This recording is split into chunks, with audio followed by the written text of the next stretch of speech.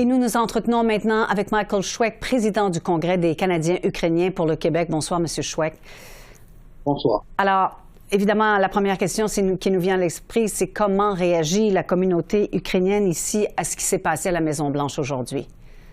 La communauté ukrainienne aujourd'hui est sous le choc.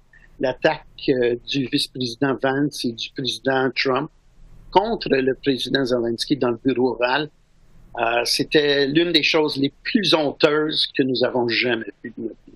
Bon. Est-ce que vous entendez différentes réactions, des réactions d'appui qui viennent d'un peu partout à travers le monde, par exemple?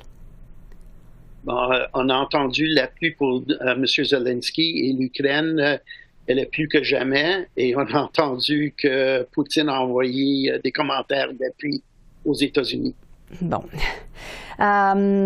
Écoutez, il est clair, est-ce que c'est comme ça que vous voyez ça aussi? Il est clair maintenant qu'il n'y a plus d'entente possible entre les États-Unis et l'Ukraine. On ne sait pas s'il n'y a plus d'entente. Ce qu'on sait, c'est que c'était clairement un piège dans lequel Vance et Trump voulaient humilier Zelensky. Alors, attaquer Zelensky, comme Vance et Trump l'ont fait, c'est une trahison envers un pays qui se bat pour sa liberté. Et de faire ça dans la Maison-Blanche de telle façon, je pense que ça souligne le fait que les États-Unis ils veulent appuyer Poutine dans cette guerre.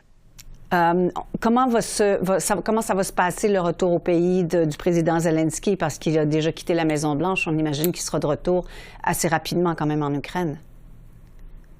On imagine qu'il va être de retour. Je pense que à l'arrivée, on pensait que c'est un bon deal pour les États-Unis, tant pour les États-Unis que pour l'Ukraine. Il y avait tout le monde était optimiste avec ça. Alors tout le monde est sous le choc. Pourquoi ça a tourné de telle façon? Et ça n'a aucun bon sens d'inviter le président pour venir signer une entente et de se lancer comme ça contre lui devant les médias. Ça a l'air que c'était planifié, ça. Oui, en fait, devant le monde entier, finalement, parce que, évidemment, tout le monde a vu ça. Qu'est-ce qui risque de se passer maintenant? Quelles seront les conséquences de cet affrontement-là, le savez-vous? Alors, avec M. Trump, on ne sait jamais parce que c'est pas un diplomate.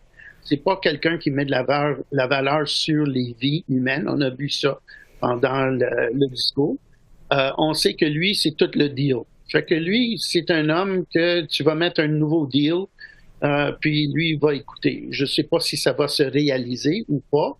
On sait que l'Ukraine doit se fier de plus en plus, si pas complètement, sur ses autres alliés, les alliés de l'Europe, incluant le Canada. Bon. Et est-ce que vous avez l'impression que ces alliances sont aussi fortes qu'elles étaient au début de cette guerre-là ou que les alliés commencent à s'essouffler? Je pense que c'est l'inverse. Je pense que les alliés commencent à se réveiller au vrai cauchemar qui pourrait se présenter devant leur porte.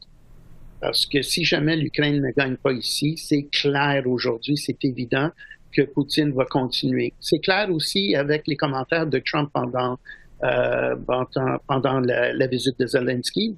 Lorsque le rapporteur, le Polonais qui était là, il a parlé de la Pologne et puis Trump a dit qu'il allait toujours rester avec les Polonais, il aime les Polonais, il va les supporter. Et par la suite, on lui a demandé les pays baltes et puis il n'a pas répondu là-dessus. Alors, est-ce que vous craignez... Nous, le deal est déjà fait avec Poutine là-dessus.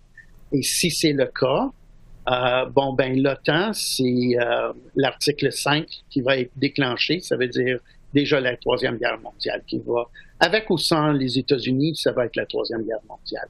Fait que les Européens, ils sont réveillés là-dessus, je pense, et ils vont croître leur support parce que c'est l'Ukraine qui se bat aujourd'hui, c'est l'Ukraine qui donne leur vie pour les valeurs de l'Ouest. Et puis, on a vu dernièrement, dans les derniers jours, que beaucoup d'Européens, ils commencent à comprendre, ils se sont réveillés, ils vont supporter davantage.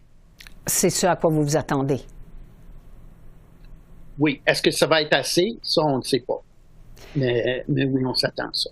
Monsieur Chouet, merci d'avoir répondu à nos questions aujourd'hui. Merci beaucoup. C'est moi qui vous remercie. Au revoir.